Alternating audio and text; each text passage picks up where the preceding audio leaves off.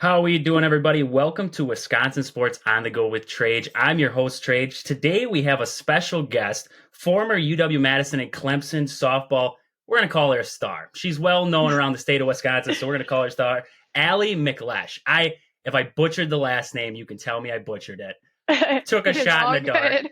There we go. So, glad to have her with us today. How are you doing today? Oh, I'm doing so well. How are you? Living the dream every day. Even better Mm. when we have special guests on the show. So, if you could just introduce yourself to us, tell us a little bit about yourself. All right. Well, my name's Ally Miklesh. I am a softball player, I guess, throughout Wisconsin here. I played 4 years of undergrad at the University of Madison, Wisconsin, and then my fifth year, I did a grad year at Clemson. Yeah, I'm a Stevens Point native, proud to be a Wisconsinite. Yeah. Okay. And coming out of high school at Stevens Point, was Madison always your first choice, or were there some other major schools that contacted you coming out of high school? Ideally, when the recruiting process was happening for me, there weren't any like really big recruiting rules. So girls were starting to get recruited, at sixth and seventh grade. So like I had to really step up and figure out like where do I want to go? Like what's my next move? Madison was always ideal. Like I mean, every in-state kid wants to play for the Badgers. I feel like at least I did. And my mom is a proud alum. She was on the dance team there back in the late 80s, early 90s. So yeah, Madison was always in the works. A couple other big schools, Minnesota, Green Bay, Northwestern, Iowa, regionally, but you know, I wasn't like extremely highly recruited out of high school. I was also like sub 100 pounds, which we can get into later, but like I wasn't a flashy player by any means, but I knew that I really wanted to play ball at a high level at the next level. Okay. And for your last season, you chose to go to Clemson, like you said. What led to that decision? Was it a difficult move transition for you, transferring schools that late in your career? Tell us about the move a little bit. Yeah, so I honestly didn't have any expectations. I wasn't going to take my fifth year. I was ready to, take that next step into life, get prepared for dental school. But I played summer ball down in the Florida Gulf Coast League, which is in the Sarasota, Bradenton area. And my summer ball coach, she was like, "You're really not going to take your fifth year? Like, you have so much opportunity. Just throw your name in the transfer portal." Because I knew that I was ready to move on and I wasn't going to stay at Madison for another year and start a grad program there. Um, so I ended up throwing my name in the transfer portal and then going down to the Florida Gulf Coast and playing for another summer for my summer ball coach. And, I got a call from Coach Rittman at Clemson. Yeah, I got a call from a couple of places, but Coach Rittman really stood out to me and what he was able to do in the past 3 years at Clemson, because Clemson is a baby program. They only started it pretty much in the midst of COVID. But yeah, Coach Rittman gave me a call up, and watching him perform at a high level and, coach Team USA, coach at Stanford, Washington, huge schools. I was like, my softball journey's not done yet, and I have a lot to learn from this man and this team. So I was really excited about it. Okay. And what would you say the difference was between playing at Madison and then playing at Clemson? Were there any big differences in those two universities? The atmosphere for sure. I mean, Clemson, you don't really get below 40 degrees. So you always have fans, whether it's at practice, because all of our practices are open to the public, whether it's practice, scrimmages, games. You had so many fans reaching out to you. You'd go down to Target and people would be like, "Oh my gosh, you're on the softball team. Like, we see you, we watch you all the time." We're like, "Oh wow, this is kind of cool." Like you have a little bit of a status, like being an athlete. Um, at Clemson, that in that community, like they appreciate it, I think, a little bit more. But also, I think that there's a difference between the Big Ten and the ACC and how they treat women in athletics and where they fund money. It's just my personal experience, but you can definitely tell in the ACC that they pour a lot of money into women's athletics.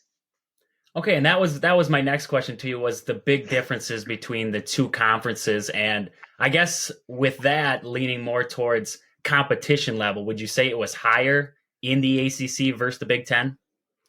Um, I wouldn't necessarily say it's always higher, but you have programs who again are outside 24/7 that have access to scrimmaging to like pretty much,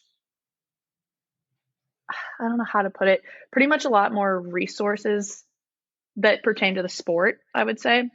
And with that comes the recruits, like recruits that want to stay home base. You have Florida State, one who's right there. I mean, Florida kids play year round. Same with Georgia, Georgia Tech. But I would say that there's a lot of different strategy between the two program or between the two conferences, and you're gonna have to adjust to the different levels that that are thrown at you, the different strategies that each team has. Okay. Okay. And was there a favorite team that you want, like you love to compete against? Who was that team that you love to see on the opposing side, or even a pitcher that you love to face? um, well, to start off, I love to face Valerie Kegel, who was on my own team at Clemson. When I was at Wisconsin, we played her I can't remember if it was it was my senior year down at Clearwater. And she just throws heavy, heavy drop balls. She's one of the best in the country. And I don't know why, but I loved hitting off of her. And so when I went into practice, I was like, all right, I just love hitting the drop ball. I love hitting off of Valerie. But going into conference or in the ACC, I wouldn't say that I have a pitcher that I favored or like really liked to hit against. But I think it was pretty cool to compete against big names like Sandercock at FSU or like the entire Georgia Tech pitching staff. It was cool. Okay. And so, into my next question, how do you handle the transition at the different levels from going from high school at Stevens Point, not really a huge program, and then going to Madison, facing some of the upper echelon of pitchers, then going to Clemson and facing a little bit even tougher competition there in the ACC? What was like the transition in between the two levels? How did you handle that? I mean, I feel like every college freshman gets humbled because, if you're competing at the highest level, you were pretty decent at whatever high school or whatever travel ball team you came from. So freshman year, you do get a little humbled. You have to figure out, your schedule. You have to figure out how you're going to compete for a spot on the team where you need to improve skill wise. But I mean, you rely on like your teammates to help you out. You rely on your coaches. You always want to ask for help, obviously.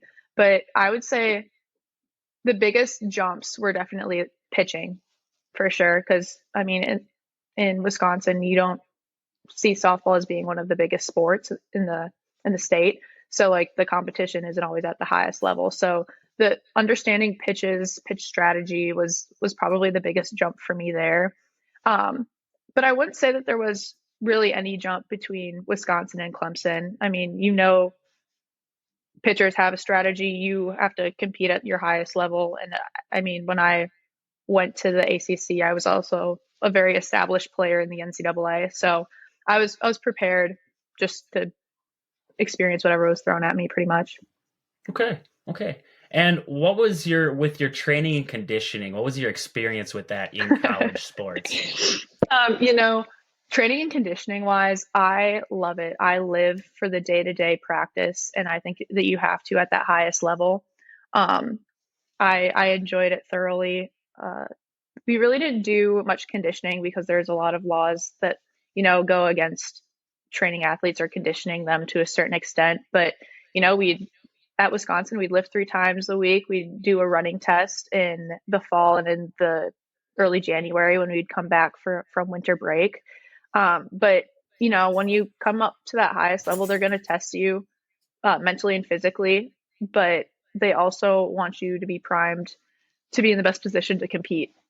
So they're never going to overrun you, which I really enjoyed. And the differences between Wisconsin and Clemson. Wisconsin was an Olympic lifting program. That's what we were on. And at Clemson, it was a lot more baseball, softball focused, which I loved both of them. Like I said, I just love training. I love the day to day,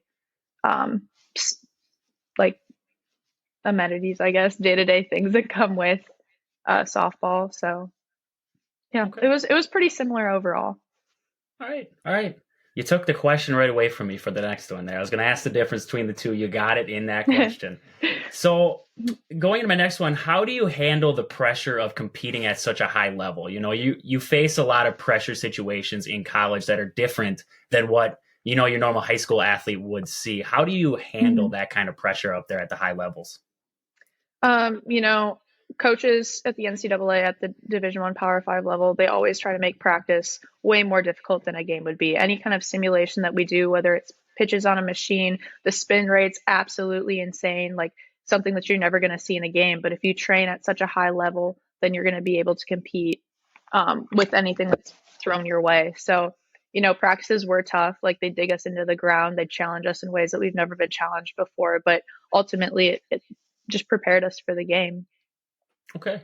Okay. And so going along with that, how do you handle criticism from, because you get at those high levels, you're going to receive a lot of criticism, whether it's from teammates, opposing teams, coaches, fans, everything in between. How do you handle the criticism that you're going to get? Well, constructive criticism is one thing, and I think that um, just through how my parents raised me, like just to soak in all of the information, be grateful that people want to pour into you. Take that with a grain of salt, learn from it, and grow. But the criticism from the outside world, I think being a woman in sport, sometimes you don't get receive the nicest comments on social media or in person, which can be frustrating at times. But you have to look at those people and you look at their profile and you're like, wow, you're probably sitting on your couch right now, like not achieving anything. So like, yeah, I kind of have to just have the FU mindset when it comes to that kind of stuff. And I mean, you have so many people uplifting you in this journey that you can't let the people who want to tear you down win. Okay. Okay. Yeah. And so going along with it, how do you handle that, the mental aspect of competition? Ooh, the mental aspect, softball's a game of failure. You're gonna strike out 7 out of 10 times, and with that 300 batting average, you can be an All-American. Like, it, the mental side of the game is tough, especially, with everything else in your life being thrown at you. There's there's so much going on, but I it's something that I had to really dive into, especially my last 2 years at Madison, my junior and my senior year. I didn't really know how to have a strong mental approach. And I thought I did, but there are so many different layers to it. And Chad McGee, who's our sports psychologist, mindfulness coach at the university, really helped me dive into, the mental side of the game, which he really helped me out big time, like figuring out how to handle softball and life in general, and then being able to apply that at Clemson and help, bring along younger players with me was a huge thing. Okay. And were there any struggles with trying to keep up the balance between school and softball? Because when spring gets close, it starts to get hectic. So, was there a trouble with that, or how would you address that to people who might be facing the same kind of thing? Well, game or time management was a huge thing for me coming into college. I was a kid that really didn't have to study in high school much. So, freshman fall, the first round of exams definitely slapped me in the face. I was not prepared for how difficult, some of my bio courses would have been. But I, you just have to figure it out. The softball team, the athletic department in general, really sets up athletes to make sure that they can succeed with tutors, study hours, any other sort of help. I mean, TAs are always willing to help you too. So just understanding, like choosing what's important in your life, um, and making those right choices towards your academics is really what matters. But I would say the spring was typically a little bit more easy just because we were on such a rigid schedule that you're like, all right, well, these are my 2 hours. What am I going to do in these 2 hours? Am I going to study or am I going to sit on TikTok? Like, so just being able to sit down with myself and have that, self talk, like what's important to me, how am I going to go about my academics, um, was ultimately just, yeah, the goal. But the the upperclassmen definitely helped a lot. They'd be like, hey, guys, we're studying now. Like even bus time, like, hey, this is quiet time. This is when we study. And I'd be like, all right, here we go. Okay. And along the way through high school into your college year, what kept you motivated to continue playing the sport of softball? Because you hear a lot of people, they find it to be the balance to be too rough. They can't keep up with it anymore. What kept you motivated through those years to keep on going? You know, there's a lot of different motivations. I'd say one is my family and my community. So my dad started or not collegiate. My dad started a premier softball program here in Stevens Point, Wisconsin called Fire Pro. And he started that because I told him at a young age that I had a dream that I wanted to play at the highest level possible. And the fact that he was so all in, created this program with Dave Trebetowski and Tom Droner and Charlie Nelson, um, really attests to his passion towards me as a kid and towards my sisters who also wanted to play at the highest level, but also to the community. Like he wanted to grow the sport in the central Wisconsin area and within the state. So that's something that I hold near and dear to me. And I always thought about all of the little girls who also want to play at the highest level, like being able to show them that I'm doing it so they can do it too. Like it's an attainable thing, was super important to me. And then my two sisters, Megan, who's at Creighton, and then Maddie, who's at DePaul, um, they mean the world to me. And I wanted to prove to them day in and day out that this is a dream that's super attainable and that they can do it too. Um, but yeah, like having this platform has allowed me to slowly expand softball in the state of Wisconsin. It's allowed me to have this really cool connection with younger players. So it's something that I hold really near and dear to my heart and Okay. definitely motivated me through college. Awesome. Awesome. And what advice would you give to an aspiring young college athlete or somebody in high school right now who is thinking about playing at the collegiate level? You know, really sit down with yourself and figure out what you want to do. Collegiate softball is tough. Like everybody's like, oh yeah, like I want to play like D1, but like sit down with yourself and understand the demands that you need to meet in order to like achieve the goal.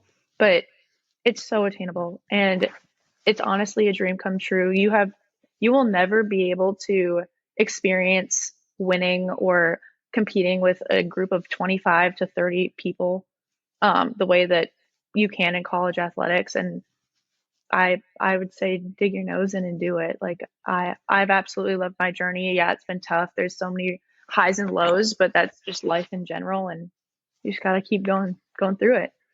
Okay. Okay.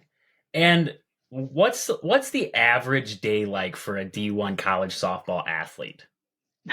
Average day. It's been a while since I've had an average day considering my master's program was all online at Clemson. So Oh boy. I'd wake up in the morning at Clemson, I'd go to lift, come back home, do school for a little bit, maybe take a nice little 30-minute nap, and I'd go to practice. So it was a little different in that perspective. But if in undergrad, a day in the life is you're up at 6 a.m. at lift. You hustle over to get something to eat really quick, hustle over to practice for 3 hours, and then you have classes back to back to back, and then possibly an individual in there too. So like you're on the go 24/7. But like I said, I loved the grind. I loved every little aspect that comes with college softball. So it was an easy choice for me to make, and it was easy for me to stick in it for 4 or 5 years. Okay. Okay. And what is it like your game day routine? Was there anything different from your regular day and some of the rituals that you maybe had before games to get you prepared for that game that day? I was a really superstitious kid early on, and I think that actually hindered my mental approach. So later in my career, my like junior year, I really tried to stop doing like an extreme routine, I'd say. But honestly, game days, I'd wake up, I go get some coffee, I might have to review um, some lecture notes or some study materials before I head to the field. But everything is super calm, super smooth. I try not to rile myself up too much. I watch some film at the clubhouse before, taking some BP and just attack the day. You're so prepared, like you threw in all of the preparation before the day even started. So it's not like you can do too much day of. Is there any What's your go-to music on game day? Was there any kind of music Oh, that you chose out of anything else? go-to music, I'd say, sprinkle some classic rock, some, Leonard Skinner in there, but otherwise, just some Moneybag, some The Baby, something hype. No country, huh? You know, country, I love my country. I love my Zach Bryan, Tyler Childers, but really don't hype me up for game day. That's like kind of sad girl hour if I'm gonna be Well, honest. you're picking the wrong country artist there with Zach Bryan. That's sad Okay. country right there. So, if you could give me one of your top moments or moments over the years, whether it's in high school or your time at Madison or Clemson, just some of your top moments from your playing career. Yeah, top moments. I haven't reflected on that in forever, but high school was definitely winning state in 2016, my sophomore year. It was so exciting to like win on Madison's field, and that's at that point I was already committed, so it was super cool to be like I'm winning on this field now, and I get to win on it, in a couple of years here. At Madison, probably my freshman year, going to Oklahoma for the regional. We upset Oklahoma. Let's see, we lost to them, what, like 5-1 the first time that we played them through, and then ended up beating them 1-0. So we had to take them to that extra game on Sunday. And so putting them on their heels and having everybody, hold their breath was pretty cool. And we held them to a 2-1 game. So we pretty much shut down their offense entirely, which was pretty cool to do. And then at Clemson, I'd say one of my favorite moments was we were down, oh gosh, I can't remember what the score was. I think it was 3-2 against South Carolina at South Carolina, and that's a huge in-state rivalry. And I remember it was Donnie, the pitcher. She's absolutely insane. Throws gas like 74, 75, and I'm not exaggerating. She was the hardest thrower in the NCAA. And Jeez. earlier in that year, she pegged me like right in the dome. Oh. And so like I already was like, oh God, here we go again. But I ended up getting a hit in the top of the seventh, and Valerie Kegel went ahead and hit a home run. And so it brought us ahead and beat them. It's a cool little in-state thing. But that was also a huge turning point in our season where I was like, wow, like we have something super special here going on, and we're gonna carry this team pretty far. So Awesome. Awesome. yeah. And throughout everybody's playing career, they always have that sports idol. When they're younger, they have that one person that they're looking up to, and maybe it changes over the years. Can you give me your sports idol or idols if you had a couple of them? In the baseball softball world, Mookie Betts was always a huge sports idol for me. I just think he's an insane player, and strategizes the game, plays it so well on such a high level, and never blows a fuse. He's always so level headed, and has been a great leader in the sport.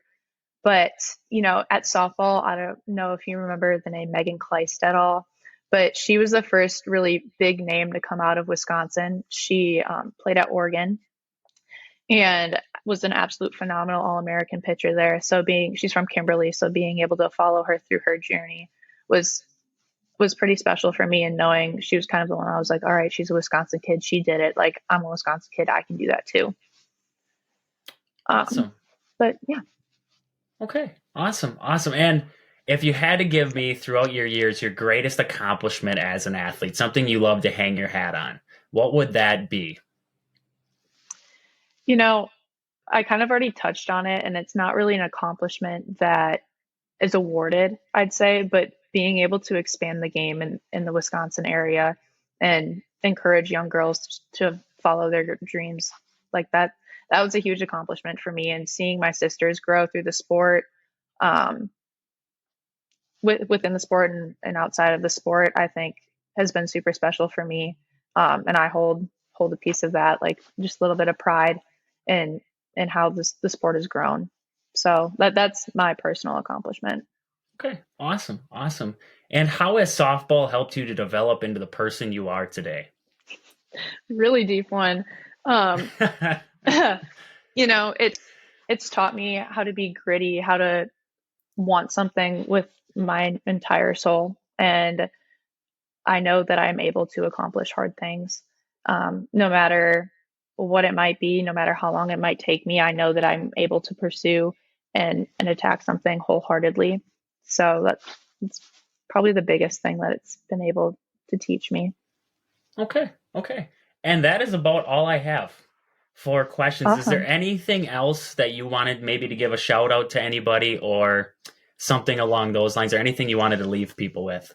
Oh gosh, just shout out to all of my friends and family for following me on my journey. It's been a special one. It might not be over yet. We'll see. But yeah, I'm so grateful for whatever softball has given me throughout the years. It's been a really awesome journey. Okay.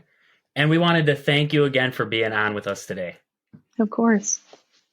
All right, everybody. This has been Ally Miklesh. I think I got that right the second time. Yeah, We're there you back. go. There we go. There we go. You got it. This has been Wisconsin Sports on the Go with Trage. Thank you guys for listening. Deuces.